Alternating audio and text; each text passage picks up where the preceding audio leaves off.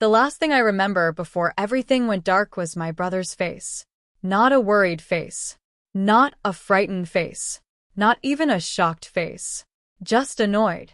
The snow was falling so hard that night that I could barely see the road in front of me. The wind felt like thousands of tiny needles stabbing my skin. My hands were numb. My legs were shaking. And I had already fallen twice trying to walk through the storm. Then my foot slipped again. This time I didn't get back up. I landed hard on the frozen ground. For a few seconds I just lay there. The cold soaked through my coat. The snow piled on my shoulders. I tried to push myself up. My arms wouldn't move. I called out, "Ryan." My voice came out weak. One almost swallowed by the wind.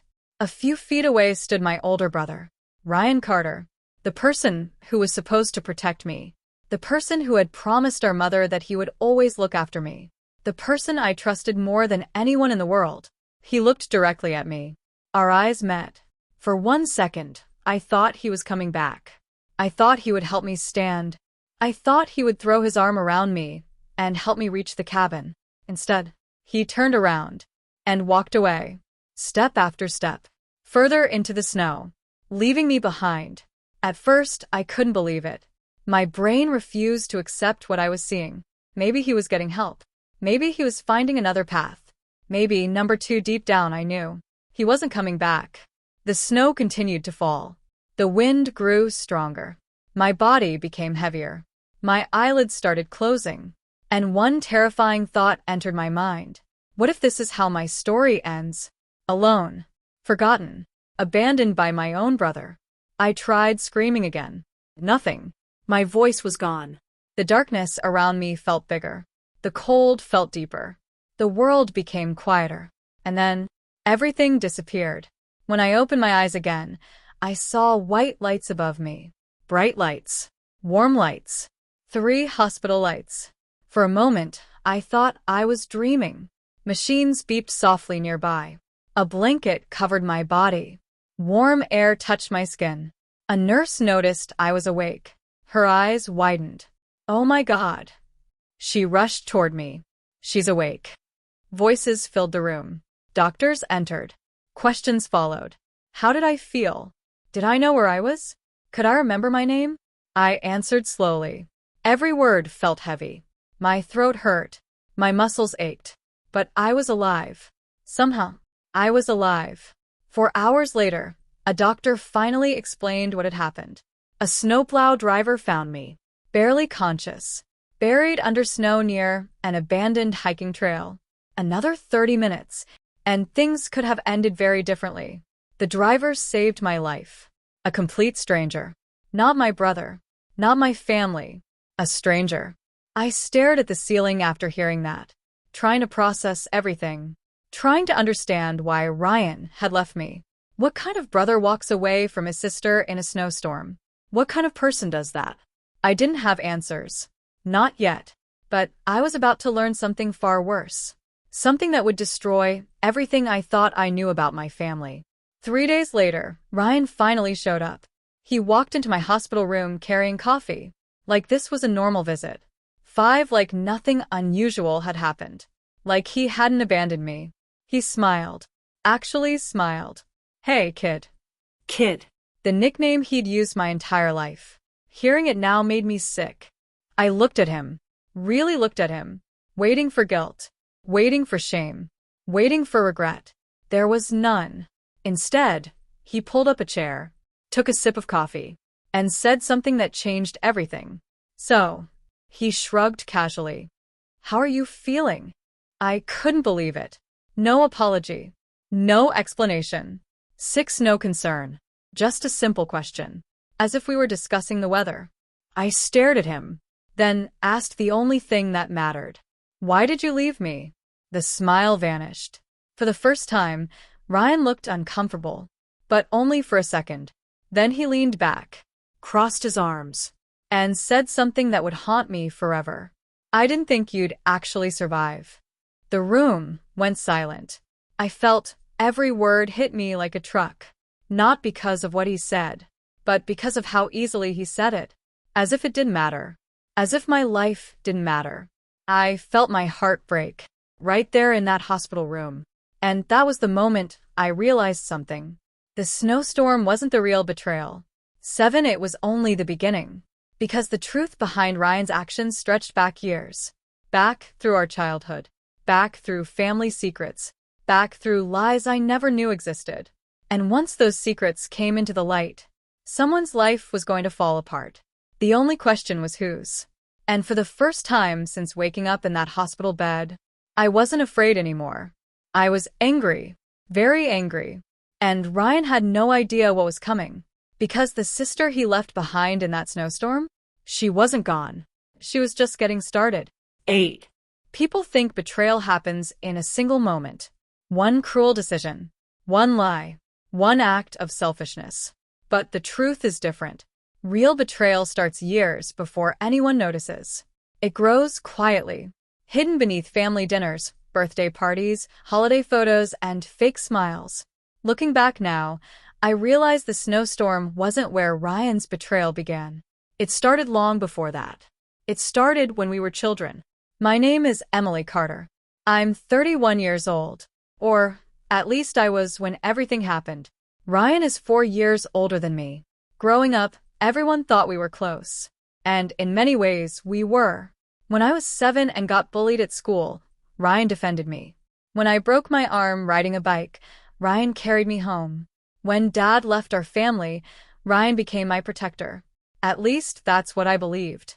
When our father disappeared when I was 8, one day he was there. The next day he wasn't. No goodbye. No explanation. No apology. Just gone. Our mother, Diane, worked 3 jobs to keep food on the table. She rarely slept. She rarely complained. And somehow she managed to raise 2 children by herself. Ryan and I became her entire world. At least that's how it looked. But as the years passed, small cracks began appearing. Tiny things. Easy to ignore. Ryan always seemed angry when people praised me. If I got good grades, he became distant. If I won an award, he acted annoyed. If someone complimented me, his mood changed. At first I thought I was imagining it. Then it became impossible to ignore. One memory stands out. 2. I was 16. Ryan was 20. I had just received a scholarship letter from a university program. Mom cried when she saw it. She hugged me, told me how proud she was. For a few minutes, it felt like one of those perfect family moments. Then Ryan stood up from the dinner table, without saying a word, and left. Later that night, I found him sitting outside. What happened? I asked. He laughed. But it wasn't a happy laugh. You always get everything. I frowned. What are you talking about? Mom's attention.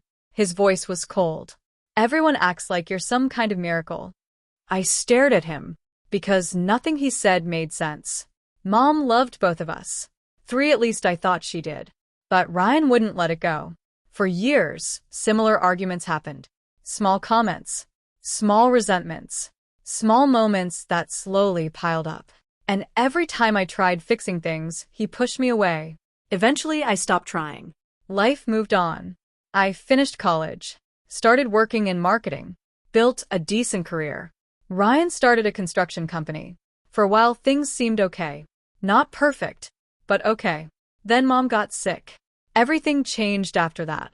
She was only 58 when doctors found the problem. At first, they were optimistic. Then they weren't. The treatments became harder. The hospital visits became more frequent. And suddenly Ryan and I were spending more time together than we had in years. For a while, the old connections seemed to return. We sat together in waiting rooms, shared meals, talked about childhood memories. Sometimes I even convinced myself we were becoming a family again. I wanted to believe that. I really did. But then strange things started happening. Mom became secretive. Very secretive. She began making phone calls behind closed doors, meeting with lawyers, signing documents. Whenever I asked questions, she changed the subject. One afternoon, I finally confronted her. Mom, what's going on? She smiled. The same gentle smile she'd always had. Nothing you need to worry about. That answer only made me worry more. A few weeks later, I overheard an argument between her and Ryan. A serious argument. The kind that makes your stomach drop. I wasn't trying to eavesdrop. I was bringing groceries into the house. Then I heard shouting. Ryan's voice. Louder than I'd ever heard before. You promised. Silence. Then Mom's voice. Calm but firm. I never promised that. What about me? Ryan yelled. What about everything I've done? I froze. Standing outside the kitchen. Listening. Mom answered quietly. You'll understand one day. Ryan laughed bitterly. No. I won't. Then something crashed. A chair maybe. 6A glass. I wasn't sure. By the time I entered the room, the argument was over. Ryan stormed out. Mom looked exhausted. Neither one explained what happened. And neither one ever brought it up again. At least not in front of me. Months passed. Mom's condition worsened. The doctors tried everything. But sometimes life doesn't care about effort. Sometimes life doesn't care about fairness. One rainy October morning, I got the call. The call everyone fears. The call that changes everything. Mom was gone. Just like that.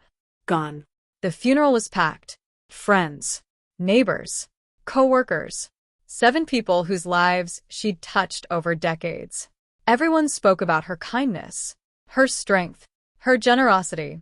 I smiled when appropriate, cried when I couldn't stop myself, and somehow made it through. Ryan barely spoke. He looked angry. Not sad. Not heartbroken. Angry. At the time, I thought grief affected people differently. Now I know better. 3 days after the funeral, we met with Mom's attorney. A man named Charles Bennett. 70 years old. Sharp as a razor. The kind of lawyer who noticed everything. Ryan seemed unusually nervous that day. I noticed it immediately. His leg bounced constantly. His jaw stayed tight. His hands trembled. Something felt wrong. Very wrong. Charles opened a thick folder, adjusted his glasses, and looked directly at both of us. Your mother left specific instructions. Ryan leaned forward instantly, almost eagerly. That's when my stomach tightened, because for the first time, I realized my brother wasn't grieving. He was waiting. Waiting for something. Waiting for an outcome. Waiting for a reward. And whatever he expected to hear that day, it would eventually lead us to the snowstorm, to the hospital, to the betrayal, and to a truth so shocking that neither of us could have imagined it. Not even close. The lawyer opened the first envelope. 9, and Ryan's entire future began to crumble. 10. Everything in the room felt smaller the moment Charles Bennett opened the envelope. Outside the large office windows, rain tapped softly against the glass. Inside, nobody spoke. Ryan sat across from me, trying to look calm, but I could see the tension in his face. His fingers tapped against the armrest. His eyes never left the attorney, waiting, expecting, almost demanding. Charles cleared his throat, then began reading. To my children, Ryan and Emily, the familiar sound of Mom's words immediately brought tears to my eyes. Even now, hearing her voice through those written lines felt impossible. Like she should still be here. Like she should still be calling every Sunday morning. Like she should still be sitting at the kitchen table drinking coffee. But she wasn't. And all we had left were her words. The lawyer continued. 1. You are both the greatest blessings of my life. Ryan remained expressionless. I wiped my eyes. Charles paused, then turned the page. The family home will be transferred to Emily Carter. The room went silent. Ryan blinked. Once. Twice. As if he hadn't heard correctly. The family home wasn't some giant mansion, but it mattered. Mom had spent 30 years paying for it. It was worth nearly $600,000. And more importantly, it was full of memories. Ryan immediately leaned forward. Excuse me? Charles continued reading, ignoring him. My investment account will also be transferred to Emily. Ryan's face changed. 2. The color slowly disappeared. The account contained nearly $400,000. Mom had spent years saving, years sacrificing, years planning. And, according to the will, it belonged to me. Still, I wasn't focused on the money. I was focused on Ryan. because I'd never seen him look like that before. His eyes were wide, his jaw was tight, his entire body seemed frozen. The lawyer continued, "My personal belongings shall be divided equally." Ryan finally interrupted. "There has to be a mistake." Charles calmly removed his glasses. "There is no mistake." Ryan stood up. "This doesn't make sense." "It makes perfect sense. My mother would never do this." Charles looked directly at him. "Your mother wrote this document herself." The tension in the room became unbearable. I looked back and forth between them, trying to understand what was happening, because none of this felt normal. Most siblings argue over inheritances, but this felt different, much deeper, much darker. Ryan wasn't disappointed. He looked terrified, and that scared me. Then Charles opened another folder, a much smaller folder, one that seemed separate from the rest. The lawyer hesitated. For the first time since we'd arrived, he seemed uncomfortable. Then he spoke. "There is one additional document." Ryan immediately froze. The reaction was instant, like he already knew what document Charles was talking about. For my heart started racing. Charles unfolded the paper. "This letter was written 6 months before your mother's passing." I watched Ryan closely. His breathing became shallow. His eyes locked onto the document. And suddenly I knew. Somehow, he knew exactly what was inside. The attorney began reading. "If you are hearing this letter, then I am no longer here." My chest tightened. "Emily, there are things I never told you." The room felt colder. Things I hoped I would have time to explain. I leaned forward. Confused. "What things? What secrets?" Mom had always been honest with me. Or, at least I thought she had. Charles continued. "The truth involves your father." My stomach dropped. I hadn't heard that word spoken in years. Father. The man who disappeared. The man who abandoned us. The man who never came back. The lawyer continued. "The story you were told is incomplete." Ryan lowered his head. And that's when I knew. He already knew. Whatever this was, Ryan already knew. I was the only person in the room hearing it for the first time. Charles kept reading. "Your father did not leave voluntarily." The words hit me like lightning. What? I felt my pulse pounding. The room blurred. Nothing made sense. The lawyer continued. "I asked him to leave." I couldn't breathe. My hands started shaking. Everything I believed about my childhood suddenly felt unstable. All those years, all those birthdays, all those tears, everything had been built on a lie. Charles continued reading. "I discovered something that changed our family forever." Ryan closed his eyes, almost as if he was bracing for impact. Then came the sentence that shattered everything. "Ryan is not your father's biological son." The room exploded into silence. Nobody moved. Nobody spoke. Nobody breathed. For several seconds, I genuinely thought I had misheard. Ryan slowly looked down at the floor, which confirmed the truth. He already knew. My entire body felt numb. Charles continued. 7. Your father learned the truth shortly before leaving. Tears filled my eyes. Not because of anger. Not because of betrayal. Because nothing made sense anymore. The man I hated for abandoning us had actually been forced out. And my mother had hidden it. For decades. The letter continued. Your father could not forgive me. The words felt heavy. Painful. I was ashamed. Another pause. I made mistakes. I stared at Ryan, waiting for him to deny it. Waiting for him to say something. Anything.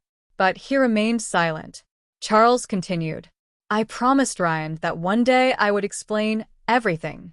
8. Then another sentence. One that changed the entire story. I also promised him that I would never allow my mistakes to hurt Emily. Ryan suddenly stood up. Hard. Fast. The chair nearly tipped over. Enough. Charles looked up. No. Ryan slammed his hand on the table. I said enough. For the first time, genuine anger appeared. Raw anger. Years of anger. Years of resentment. Years of bitterness. Everything poured into that single moment. Then he looked directly at me and said something I will never forget. Do you know what it's like? His voice shook. Do you know what it's like growing up knowing you're the mistake? 9 I couldn't answer. Because I didn't know. I truly didn't. Ryan laughed bitterly. Of course you don't. The room remained silent. Then he pointed toward the will. That was supposed to be mine. I stared at him. What? The house.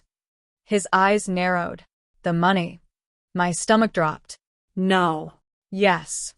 The hatred in his voice shocked me. For years I'd believed his anger came from childhood jealousy. Now I realized it was something much worse. Back after the will reading, I didn't hear from Ryan for almost 3 weeks. No phone calls. No text messages. Nothing. At first, I thought maybe he needed space. Honestly, I needed space too. Everything I had learned about our family felt overwhelming. Mom's secrets. The truth about Dad. Ryan's resentment. The inheritance. It was all too much. Every night, I sat alone in the family home trying to process it. Sometimes I'd walk into Mom's old bedroom and just sit there. The house felt different without her. Quieter. Empty. Like a place waiting for someone who would never return. One evening, I found an old photo album hidden inside a closet. I spent hours looking through it. Photos from birthdays. One vacations. Christmas mornings. Then I found something strange. A picture I'd never seen before. It showed Mom and Dad standing together. Ryan looked about 3 years old. I couldn't have been more than a baby. At first, nothing seemed unusual. Then I noticed writing on the back. A date. And a message. The handwriting belonged to my father. It said, "Family isn't blood. It's who chooses to stay." I stared at those words for a long time, because suddenly they meant something completely different. My entire life, I believed Dad abandoned us. But what if he didn't? What if the story was more complicated? The question haunted me. Eventually, curiosity won. I hired a private investigator. Nothing dramatic. Nothing obsessive. I simply wanted answers. I wanted to know what happened after Dad left. I wanted to know where he went. I wanted to know why Mom spent 20 years hiding the truth. The investigator promised to look into it. Then life moved on. At least for a little while. A month later, strange things started happening. Small things at first. Mail disappeared. Utility bills arrived late. Documents went missing. I blamed stress. I blamed myself. Then, one afternoon, I received a call from my bank. A very strange call. The representative sounded concerned. "Miss Carter, we wanted to verify a request." "What request?" "There was an attempt to access your account information." My stomach tightened. What? The representative explained someone had called pretending to be me, trying to gather financial details. Luckily, the security questions weren't answered correctly. The request was denied. At first I assumed it was some random scam, but then another incident happened, and another, and another. Each one seemed connected. Someone was watching. Someone was trying to learn about my finances. Someone was interested in the inheritance. And deep down, I already knew who it was. Still, I couldn't prove anything. Then one evening, I got a surprise visit. Ryan, standing on my front porch, holding a bottle of wine, smiling. The sight immediately made me uncomfortable, not because he was there, because he looked too friendly, too relaxed, too normal. After everything that happened, normal didn't make sense. "Can we talk?" he asked. Part of me wanted to close the door. But another part remembered the brother I'd grown up with. The brother who used to protect me. The brother I missed. So I let him inside. For the first hour, things actually felt okay. We talked about Mom. About childhood memories. About old family stories. For a moment, it almost felt real. Then Ryan brought up the inheritance. And everything changed. I've been thinking. The moment he said those words, my guard went up. About what? The house. I stayed quiet. He leaned forward. "You don't need a house this big." There it was. 5, the real reason for the visit. "I live here," I said. "You could sell it." No. "You could make a fortune." No. His smile faded slightly. Then he tried another angle. "What about splitting it?" I laughed. Not because it was funny. Because I couldn't believe what I was hearing. The will was clear. Ryan's jaw tightened. Mom wasn't thinking clearly. I immediately stood up. The conversation was over. The look on his face changed.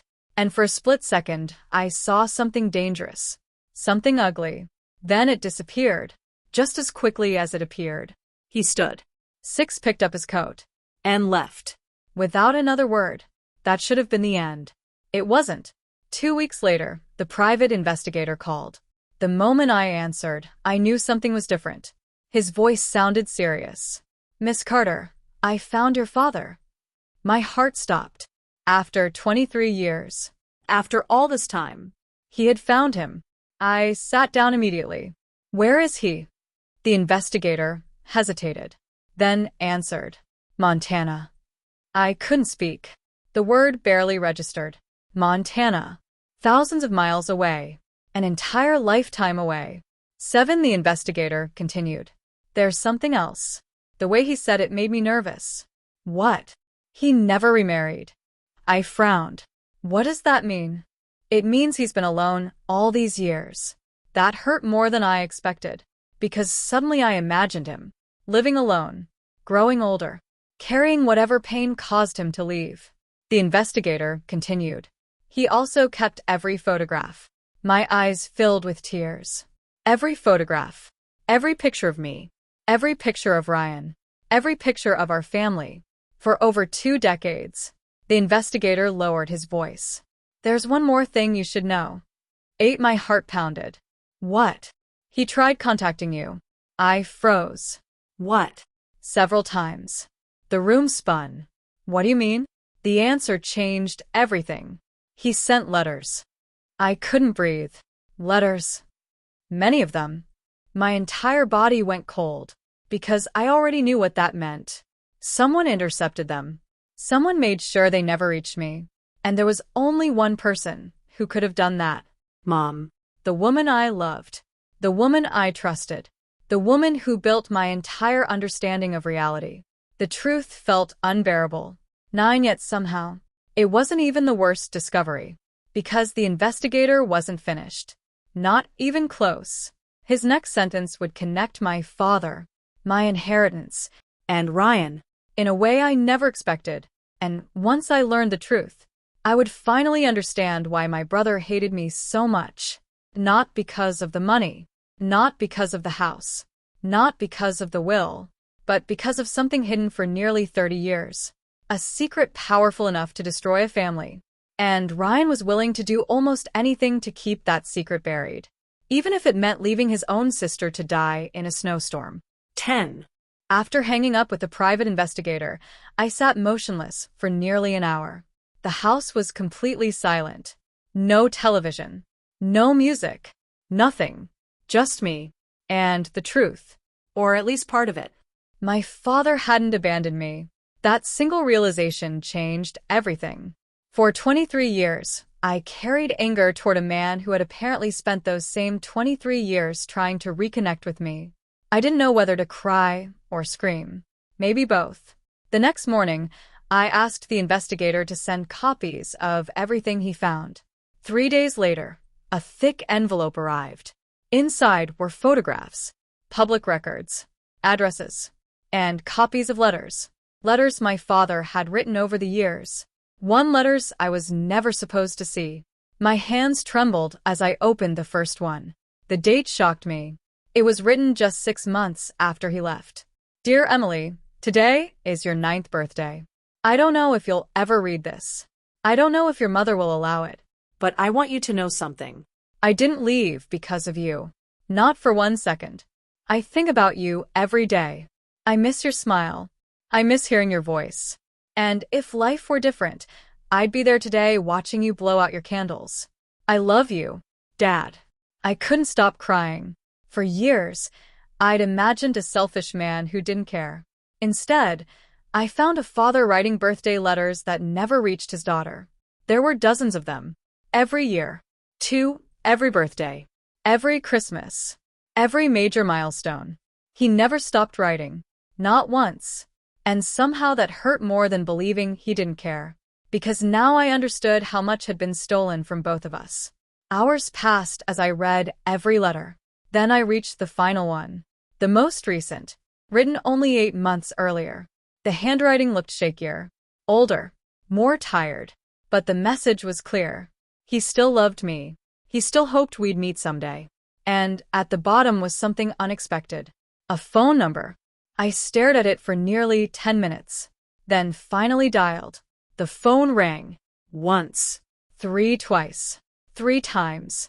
Then a voice answered. Hello. The room froze. My heart nearly stopped, because even though I hadn't heard that voice in more than 2 decades, I recognized it immediately. My father. Neither of us spoke. Not at first. Then he quietly said, Emily? The way he said my name shattered me, like he'd been waiting years to say it. I started crying. He started crying. And suddenly 23 years disappeared. We talked for almost 4 hours that day. 4 hours that felt like 4 minutes. He told me everything. The truth. The whole truth. For not the version Mom told. Not the version I grew up believing. The real truth. And it was worse than I imagined. Years ago, before Ryan was born, Mom had an affair. A brief affair. One mistake. One decision. One secret. When Ryan was born, she convinced herself it didn't matter. Then years later, the truth surfaced. Dad discovered evidence. A DNA test followed. And everything collapsed. He wasn't angry about Ryan, Dad explained. His voice sounded tired. He loved Ryan. That surprised me, because I'd always assumed Ryan was the reason he left. But Dad shook his head. The problem wasn't Ryan. Then what was it? The lies. The answer hit hard, because I understood exactly what he meant. The betrayal wasn't the child. The betrayal was years of deception. Years of manipulation. Years of pretending. Dad explained that after discovering the truth, the marriage became impossible. Arguments filled the house. Trust disappeared. Eventually he left. But not because he stopped loving us. Because he couldn't continue living inside the lie. Then he said something unexpected. Something that changed everything. Your mother was terrified. Of what? That Ryan would find out. I frowned. He already knew. Not back then. Suddenly pieces started fitting together.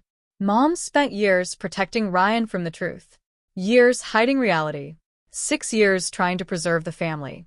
Even when the family no longer existed. Then Dad asked a question. A simple question. One question that changed the entire conversation. Has Ryan contacted you recently? The moment he asked it, alarm bells rang in my head. Why? Silence. Then Dad sighed. Because he contacted me. I nearly dropped the phone. What? 2 months ago. The room spun. What did he want? Dad hesitated. Long enough to make me nervous. Very nervous. Finally he answered. He wanted money. Of course he did. My stomach dropped. 7 Dad continued. He believed I owed him. I closed my eyes. Because that sounded exactly like Ryan. Not the brother I remembered. The person he'd become. He said your mother was changing her will. I froze. The timeline clicked instantly. This happened before Mom died. Before the inheritance. Before the snowstorm. Ryan already knew. Somehow he already knew. And suddenly everything made sense. The anger. The resentment. The obsession. Ryan believed something belonged to him. And he was furious because he thought someone was taking it away. Me. Dad's voice became serious. Emily, there's something else. I felt a chill. What? He threatened me. The words hit hard. What kind of threat? He said if I didn't help him, I'd regret it. I couldn't believe what I was hearing. This wasn't normal anger anymore. This wasn't sibling jealousy. This was something darker. Much darker. Then Dad said the sentence that terrified me. He blamed you for everything. I sat there speechless. Because for the first time I truly understood. Ryan wasn't angry at Mom. He wasn't angry at Dad. He wasn't angry at the truth. He was angry at me. I had become the symbol of everything he believed was stolen from him. And people who think that way can become dangerous. Very dangerous. A week later, another piece of the puzzle appeared. A neighbor stopped me while I was checking the mailbox. Hey, Emily. Hi. She hesitated, then asked, "Is everything okay with your brother?" Immediately, my stomach tightened. Why? She looked uncomfortable. I saw him here. When, late at night, my pulse quickened. What was he doing? She pointed toward the house. He was walking around the property. A cold feeling spread through my chest, because Ryan never mentioned coming by. And suddenly all those strange incidents made sense. The missing mail, the financial inquiries, the strange behavior, the constant pressure regarding the inheritance. Ryan wasn't letting it go. He was escalating. And deep down, I knew something else. The worst was still coming. Because somewhere inside all that anger, the mountain trip I never should have taken. If someone had warned me what was about to happen, I never would have gotten into that truck. I never would have agreed to that trip. And I definitely never would have trusted Ryan. But that's the thing about betrayal. The biggest betrayals don't happen when you're suspicious. They happen when you're trying to believe the best in someone. About a month after my conversation with Dad, Ryan called. At first, I almost ignored it. For several seconds, I just stared at my phone. His name sat there on the screen, waiting. Part of me wanted answers. Another part wanted distance. Unfortunately, the hopeful part won. I answered, "Hello." For a moment, neither of us spoke. Then Ryan sighed. A tired sigh. The kind people make when they're carrying something heavy. "Can we talk?" Immediately, I became cautious.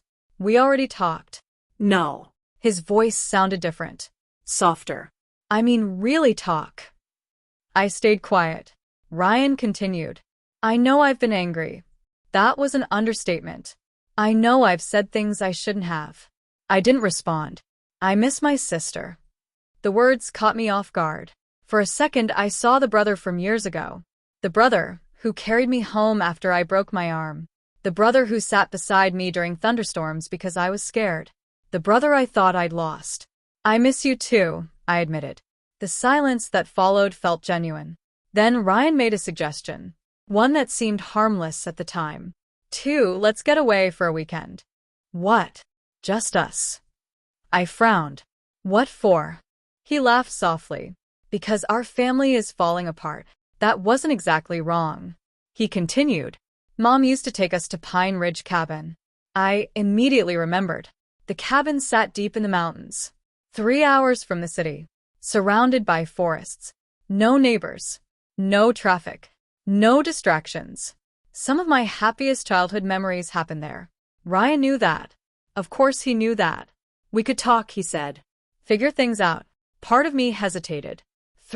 But another part wanted closure. Wanted answers. Wanted peace. Maybe that was my mistake. Maybe I wanted the old Ryan back so badly that I ignored every warning sign. 2 weeks later, we left for the mountains. The weather forecast predicted light snow. Nothing serious. Nothing dangerous. At least that's what we were told.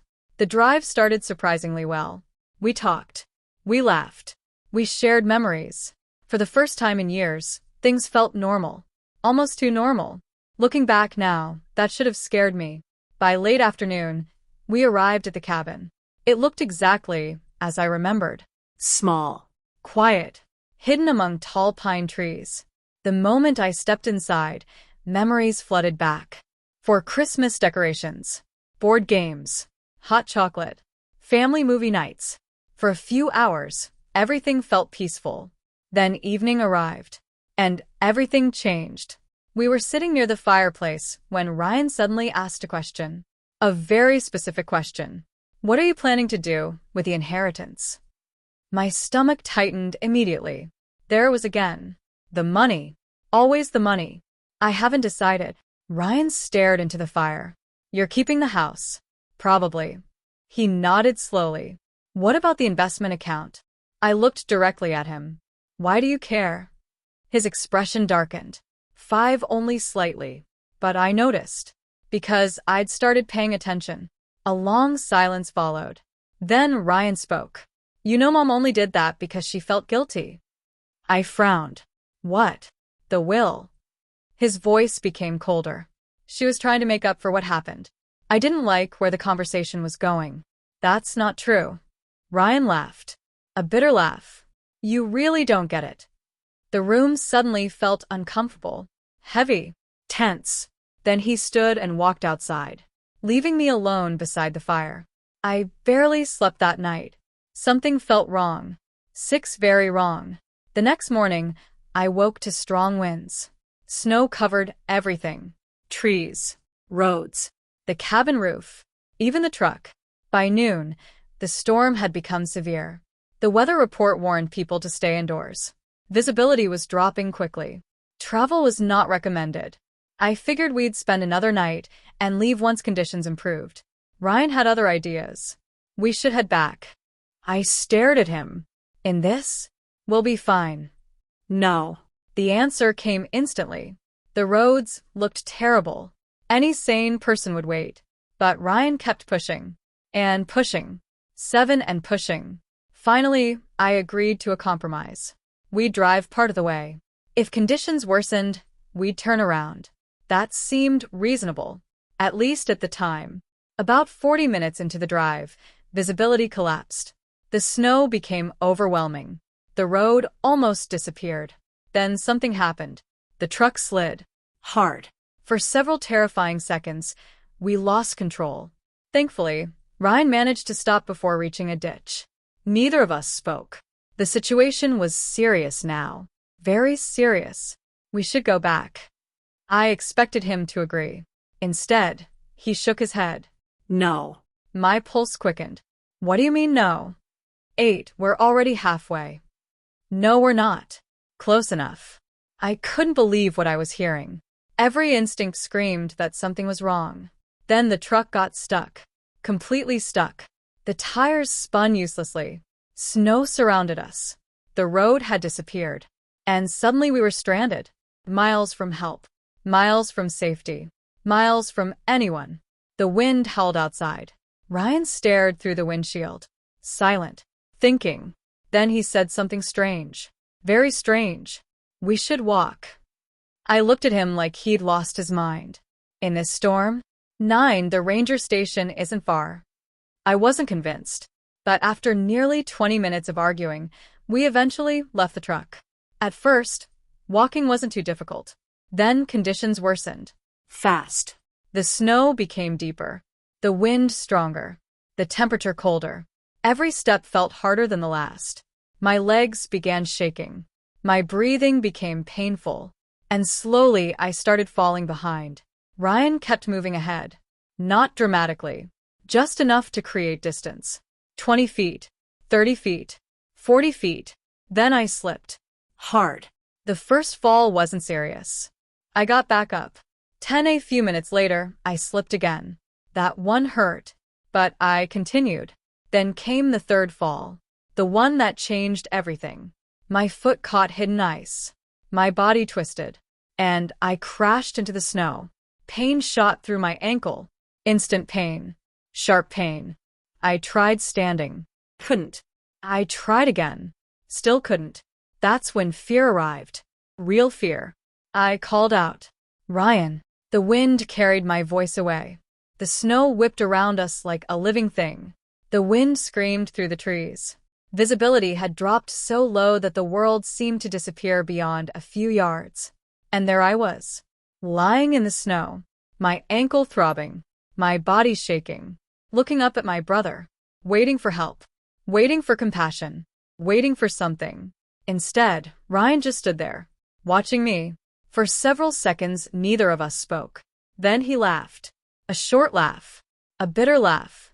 A laugh that didn't belong to the brother I grew up with. The sound sent a chill through me that had nothing to do with the weather. Ryan. My voice trembled. What are you doing? His eyes never left mine. You really don't know, do you? I stared at him. Know what? He shook his head slowly, almost in disbelief. After all these years. The wind roared around us. Snow covered his shoulders. Yet he seemed completely calm. Almost relieved. As if he had been waiting years for this moment. Years for this conversation. Years to finally say what he really felt. You took everything. The words hit me like a punch. What? You heard me. His voice grew sharper. You took everything. I couldn't believe what I was hearing. To Ryan, I didn't take anything. His face twisted. Oh, really? He pointed toward me. Mom loved you more. No. Everyone loved you more. That's not true. It is true. His voice cracked. Years of pain pouring out. When Dad left, who did everyone worry about? I stayed silent. Emily. He answered his own question. When Mom worked herself to death, who did she sacrifice everything for? His eyes narrowed. Emily. The bitterness in his voice was overwhelming. I suddenly realized something. This wasn't about money. Not really. The inheritance was only a symbol. The real wound was much older, much deeper. Years of feeling second place. Years of feeling invisible. Years of believing he mattered less. And now all of it was exploding. Right there in the snow. I was the mistake. The words came out quietly, painfully. I heard them. My stomach dropped. What? The arguments. His voice softened. When I was 13, the storm seemed to disappear as I listened. I heard Mom and Dad talking. His eyes looked distant, like he was reliving the memory. That's when I learned. He swallowed hard. That's when I found out, for I finally understood. He had known for years. Far longer than anyone realized. Far longer than Mom ever suspected. Ryan laughed bitterly. You know what happens when a kid learns something like that? I didn't answer. Because I didn't know. You start asking questions. Snow continued falling. You start wondering why people look at you differently. His eyes became glassy. You start wondering if they wish you'd never been born. My heart broke. Because for the first time, I wasn't hearing anger. I was hearing pain. Real pain. The kind that grows for decades. The kind that changes people. The kind that destroys them from the inside. But pain doesn't excuse cruelty. And it certainly didn't excuse what happened next. I looked up at him. 5, then why didn't you tell me? Ryan laughed again. Because apparently the question seemed ridiculous to him. Tell you. He shook his head. You were perfect. I opened my mouth to argue. He stopped me immediately. Don't. His voice hardened. Don't pretend you understand. I fell silent. Ryan looked away, toward the endless wall of snow. Then he spoke again. You know what really broke me? The question hung in the air. What? His answer came instantly. The will. There it was again. Always the will. Always the inheritance. 6, you got the house. His jaw tightened. You got the money. Because Mom chose that. No. He snapped. Because she was guilty. I shook my head. Ryan, she owed me. The intensity in his voice frightened me. Not because he was yelling. Because he genuinely believed it. Deep down. Completely. Absolutely. He believed the world owed him compensation for his pain. And when people believe that, they start justifying terrible things. Ryan stared at me, then said something that made my blood run cold. I tried to fix it. What does that mean? 7, I tried to make things fair. The way he said it scared me. Very scared me. Because suddenly all those strange incidents came rushing back. The missing mail. The bank inquiries. The late-night visits. Everything. My voice became barely a whisper. Ryan. His expression answered before his words did. You went through my mail. Silence. You tried accessing my accounts. More silence. My heart pounded. You've been spying on me. Finally, he smiled. A small smile. The kind people wear when they're caught. And don't care anymore. That was the moment fear truly arrived. Because I realized something important. 8, Ryan wasn't ashamed. Not even a little. Normal people feel shame when they're exposed. Ryan felt justified. And that made him dangerous. Very dangerous. The wind grew stronger. Snow swirled around us. My body was getting colder, weaker. And Ryan knew it. He looked down at me. Not like a brother. Not like family. Like an obstacle. Like a problem. Like someone standing between him and what he wanted. Then he said the sentence that changed everything. The sentence I would replay in my mind 1,000 times afterward. The sentence that finally revealed why he brought me to those mountains. Things would have been easier if you weren't here. My chest tightened. What? Nine, you heard me. The words came calmly, too calmly. And that's when I knew. The trip wasn't about reconciliation. The trip wasn't about healing. The trip wasn't about family. It was about opportunity. Ryan believed fate had handed him the perfect opportunity. A snowstorm. A remote location. No witnesses. No questions. No proof. My stomach turned. Ryan. For the first time, genuine fear entered my voice. He looked away, almost unable to meet my eyes, which somehow made everything worse, because it meant part of him knew. Part of him understood how wrong this was, yet he was doing it anyway. Then came the moment that would stay with me forever. I reached my hand toward him, just a simple gesture, a sister asking for help. Nothing more. For 1 second, I thought I saw hesitation. For 1 second, I thought the brother I loved might still be in there somewhere. Then Ryan took a step backward. Then another. Then another. My heart shattered. Ryan. The wind carried my voice away. After Ryan disappeared into the storm, I lay there staring at the sky. At first, I couldn't fully process what had happened. My brain refused to accept it. This was Ryan, my brother, the person who had shared every major memory of my life, the person who knew my favorite food, my favorite movie, my biggest fears, the person who promised Mom he would always protect me. And yet, he had just walked away, left me alone, in a snowstorm, to fend for myself. The cold was getting worse, much worse. My hands felt numb. My feet felt numb. Even my thoughts were becoming slow. When I knew enough about cold weather to understand what was happening, this wasn't just discomfort anymore. This was danger. Real danger. I tried moving. The pain in my ankle shot through my entire body. I cried out. The sound vanished into the wind. For several minutes, I forced myself to stay awake. I kept repeating simple things. My name, my birthday, my address. Anything to stay conscious. Anything to keep my mind active. But the cold was winning.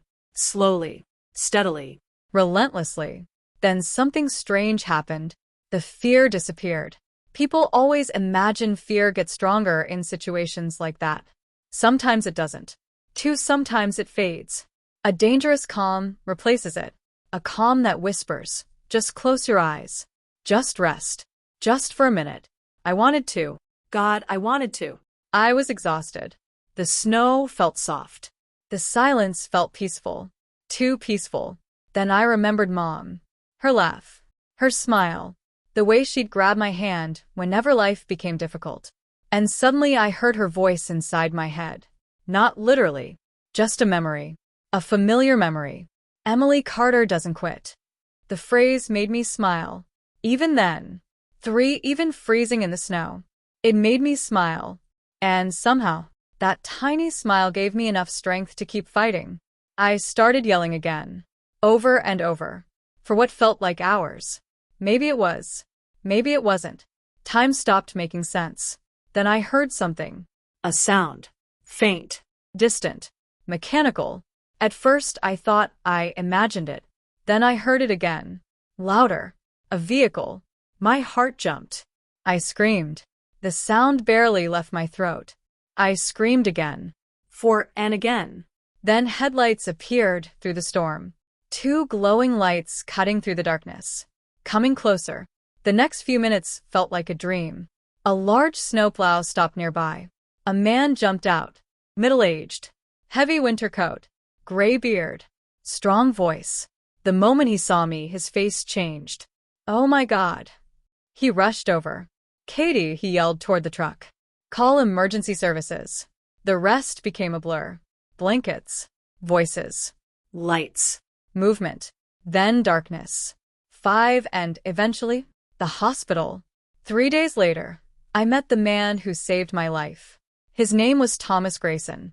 56 years old. Snowplow driver. Former volunteer firefighter. One of those people who quietly help others without expecting recognition. The kind of person the world desperately needs more of. He visited my hospital room carrying flowers. The moment he walked in, I started crying. Not because I was sad. Because I was alive. And he was the reason. You saved me. Thomas shrugged. Just happened to be in the right place. No. My voice cracked. You didn't have to stop. His expression softened. Yes, I did. 6 simple words, but powerful ones. Because, unlike Ryan, Thomas understood something basic. When someone needs help, you help them. No conditions. No calculations. No personal gain. Just kindness. Before leaving, Thomas said something unexpected. Something that immediately got my attention. There's something I should probably tell you. I frowned. What? He hesitated, then answered carefully. I saw another set of footprints. My stomach dropped. Immediately. What? Near where I found you. My pulse accelerated. 7. Thomas nodded. They were fresh. I already knew whose footprints those were. Ryan's. But Thomas wasn't finished. I followed them. That surprised me. You did. He nodded again. They led toward the highway. A cold feeling settled in my chest. Because suddenly I understood. Ryan hadn't gone for help. Not even close. He left. Completely. Intentionally. And Thomas had proof. The realization hit hard. Very hard. Because somewhere deep down, part of me still wanted an excuse. Still wanted a misunderstanding. Still wanted a reason. Thomas had just eliminated all of them. There was no misunderstanding. No confusion. No mistake. Ryan chose himself. And he chose it knowingly. A week later, police interviewed me. Technically, no crime had occurred. At least not one that was easy to prove. Ryan claimed we became separated during the storm. He claimed he got lost. He claimed he thought I'd reach safety. The story sounded ridiculous. But proving otherwise wasn't easy. Still, investigators were interested. Especially after hearing Thomas's account. And even more interested after discovering something else. Ryan never reported me missing. Not once. Not a single phone call. Not a single emergency report. Nothing. Think about that. Your sister disappears during a severe snowstorm. Hours pass. Then, an entire night. And you never contact authorities? Never ask for help? Never organize a search? Investigators noticed. So did everyone else. And suddenly people started asking questions. Questions Ryan didn't like. Questions he couldn't easily answer. The pressure began building. Slowly at first. Then faster. Much faster. Meanwhile, another surprise arrived. A phone call. From Dad. Emily. His voice sounded worried. 10, I need to tell you something. The moment he said that, my stomach tightened. What happened? Silence. Then, Ryan called me again. I closed my eyes. Of course he did. What did he want? Dad sighed heavily. He was asking about money. Again. Always money. But this time was different. Dad's next sentence changed everything. He threatened to sue me. I laughed. Not because it was funny. Because it was unbelievable. Sue you for what? He says I owe him. The entitlement was almost impossible to understand. But Dad wasn't finished. 11, Emily. His voice grew serious. He sounded desperate. That single word worried me. Desperate. Desperate people make reckless decisions. Dangerous decisions. And suddenly, I remembered the look in Ryan's eyes during the storm. The anger. The bitterness. 3 weeks after leaving the hospital, I was sitting at the kitchen table when someone knocked on my front door. I wasn't expecting visitors. Especially not after everything that had happened. Most people had already called. Sent flowers. Checked in. Life was slowly returning to normal. Or, at least as normal as life could be after your own brother abandoned you in a snowstorm. I opened the door. A woman stood outside. Mid-50s. Dark coat. Serious expression. And immediately, she looked familiar. I just couldn't place her. Emily Carter? Yes. She hesitated. Then handed me a business card. The name instantly clicked. One Sandra Lopez. Ryan's former accountant. I remembered hearing about her years earlier, when Ryan started his construction company. What can I do for you? Sandra looked around nervously, then asked a strange question. Can we talk somewhere private? My stomach tightened. Something about her tone felt important. Very important. I invited her inside. The moment she sat down, she placed a large folder on the table. A thick folder. The kind that usually contains bad news. Really bad news. Sandra stared at it for several seconds, then finally spoke. I struggled with this. I frowned. Struggled with what? Her eyes met mine. Telling you. Immediately, my pulse quickened. Two, because people only say things like that when they're carrying something heavy. Something serious. Something life-changing. Sandra took a deep breath, then opened the folder. What I saw inside made my blood run cold. Bank records. Account statements. Financial documents. Pages and pages of them. At first, none of it made sense. Then Sandra pointed toward several transactions. And suddenly everything became very clear. Ryan's company was failing. Not struggling. Not having a difficult year. Failing. Completely. The construction business was drowning in debt. Hundreds of thousands of dollars in debt. Maybe more. I stared at the numbers, trying to process them. 3, this can't be right. Sandra looked exhausted. It is. Ryan never mentioned any of this. Of course he didn't. She wasn't wrong. Still, something didn't add up. Ryan always acted successful. Always acted confident. Always acted like everything was under control. Sandra sadly shook her head. It hasn't been under control for a long time. The room became quiet. Then she pointed toward another document. And everything got worse. Much worse. Because the next set of records showed exactly when the financial problems began. Almost 2 years earlier. Long before Mom died. Long before the inheritance. Long before the will. My stomach dropped. Because suddenly a terrifying possibility appeared. For what are you saying? Sandra hesitated. Then answered. I think Ryan was counting on your mother's money. The words hit like a truck. Everything clicked. The pressure. The obsession. The entitlement. The constant discussions about the inheritance. Ryan wasn't just angry.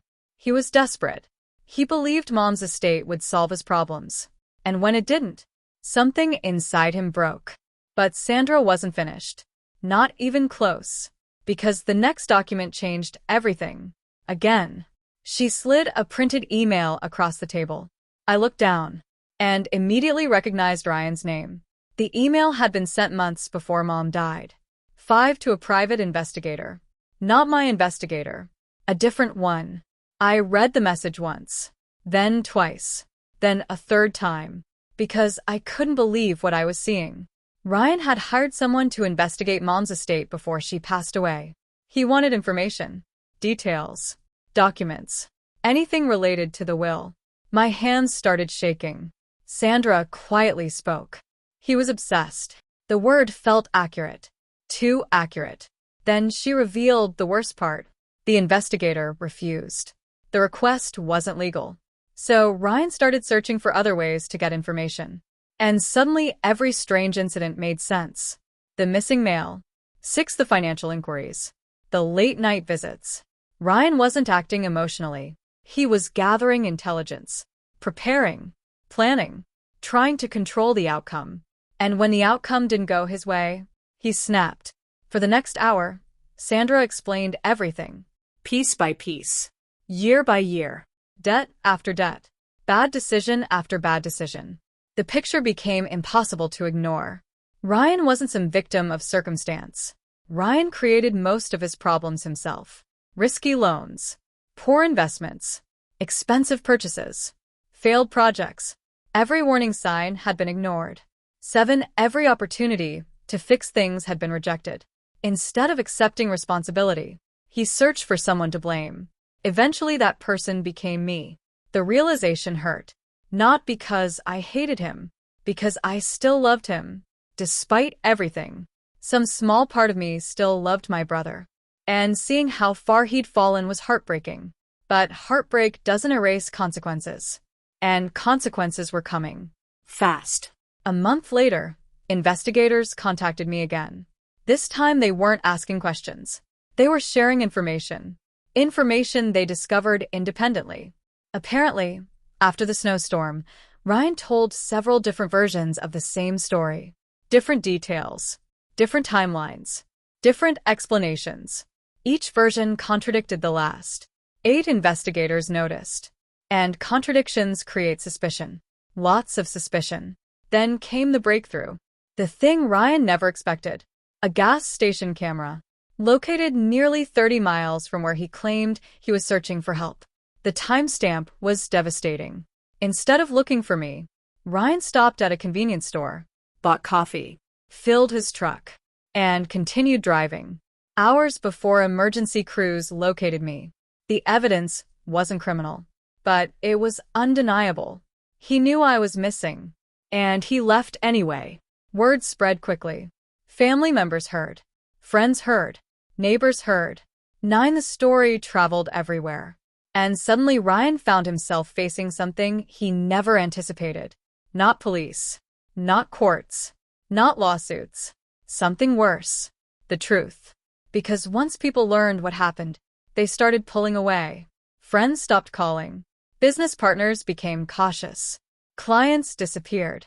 People who once trusted him began asking questions. Hard questions. And for the first time in his life, Ryan couldn't talk his way out of them. But his downfall wasn't over. Not even close. Because one final secret remained hidden. A secret connected to Mom. The call came on a Tuesday morning. I was making coffee when my phone rang. The screen showed Charles Bennett, Mom's attorney. The moment I saw his name, I knew something was wrong. Or important. Possibly both. Emily. His voice sounded unusually serious. There's something we need to discuss.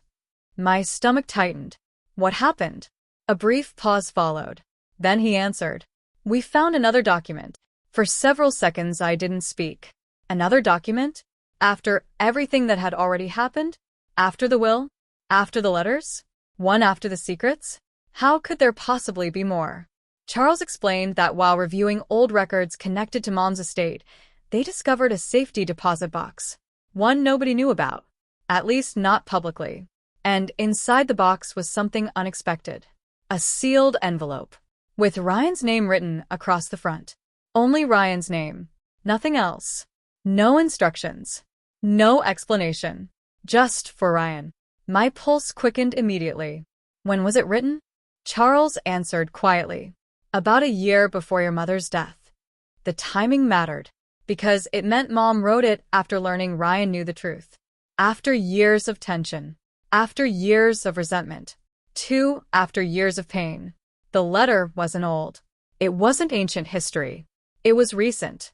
Deliberate. Intentional. And suddenly I realized something. Mom knew. She knew Ryan was struggling. She knew something was breaking inside him. And apparently she tried reaching him one last time. The reading was scheduled for the following Friday. Ryan agreed to attend. Reluctantly. Very reluctantly. I almost didn't go. Part of me wanted nothing to do with him anymore. The snowstorm changed everything. The betrayal changed everything. But another part of me needed closure. Needed answers. Needed to understand how our family ended up here. So I went. The atmosphere inside Charles's office felt completely different from the first will reading. Back then there had been tension. Now there was distance. Cold distance. Ryan sat across the room. He looked terrible. Thinner. Older. Exhausted. The last few months had clearly taken a toll. His business was collapsing. People were asking questions. Friends were disappearing. And for the first time in his life, he looked uncertain. The confidence was gone. The arrogance was gone. The certainty was gone. Only fatigue remained. Charles placed the envelope on the table. Nobody spoke. For a long moment, everyone simply stared at it. For then Charles slid it toward Ryan. This belongs to you. Ryan looked at the envelope, but didn't touch it, almost like he was afraid of what might be inside. Eventually he picked it up. Slowly. Carefully. Then opened it. The room fell silent. Ryan unfolded several pages and began reading. At first, his expression didn't change. Then it did. Gradually. Almost imperceptibly. His jaw tightened. His eyes narrowed. His breathing changed. Something inside the letter was affecting him. Deeply. Very deeply.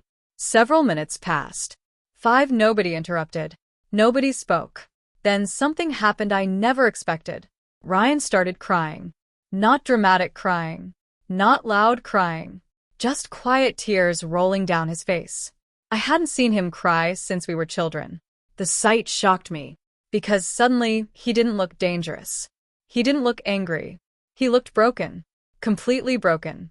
Finally, Charles asked, "Would you like me to read it aloud?" Ryan hesitated, then slowly nodded. Charles adjusted his glasses and began reading. "Ryan, if you're reading this, it means I am gone. There are things I failed to tell you. 6. And there are things I failed to do. For that, I am sorry." The room remained silent. Charles continued, "You spent your life believing you were unwanted. That was never true. Not for a single day." Ryan lowered his head. The attorney continued, "You were never my mistake. You were my son. The greatest gift I ever received." My throat tightened, Because suddenly I understood something. Mom spent years trying to protect Ryan. Maybe too many years. Maybe in the wrong ways. But it came from love, not rejection. Love. 7. Charles continued reading. "I know you've been angry. I know you've felt cheated. I know you've carried pain I helped create." Ryan wiped his eyes. The attorney continued, "But pain is not permission. Being hurt does not give us the right to hurt others. Being betrayed does not justify betrayal." The words hit the room like thunder, especially because they were true. Pain explains behavior. It doesn't excuse it. Charles continued, "Emily is not your enemy. She never was. She did not create your suffering. Please do not punish her for my mistakes." I felt tears filling my eyes. 8. Because Mom understood everything. She saw what was happening. She saw the resentment, the jealousy, the anger, and she tried stopping it, even from beyond the grave. Charles turned the final page, then read the sentence that changed everything. "One day you will face a choice. You can spend your life demanding repayment for old wounds, or you can build a future despite them. Only one path leads to peace." The room became completely silent. Then came the final line, the final message, the final gift. "I love you, Ryan. More than you ever knew. Please don't let your pain become your identity." Mom. 9. Nobody spoke for several minutes. There was nothing to say. The letter said everything. Eventually, Ryan folded the pages. Carefully. Almost reverently. Then he stood. For a moment, I thought he might leave. Instead, he looked at me. Really looked at me. For the first time in years. Not with anger. Not with jealousy. Not with resentment. Just sadness.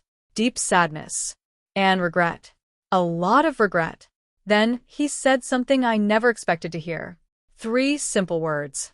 3 words that took decades to arrive. "I'm sorry, Emily." The room froze. 10. Because those words changed everything. Not what happened. Not the damage. Not the pain. But the future. Because for the first time, Ryan stopped blaming everyone else and started facing himself. The hardest journey of all. And what happened next would determine whether our family had any chance of healing or whether the snowstorm would become the final chapter of our story. End of Part 10. Reply Part 11 for the final chapters. Ryan's downfall, the court hearing, the attempt to make things right, and the emotional ending and moral lesson. 11.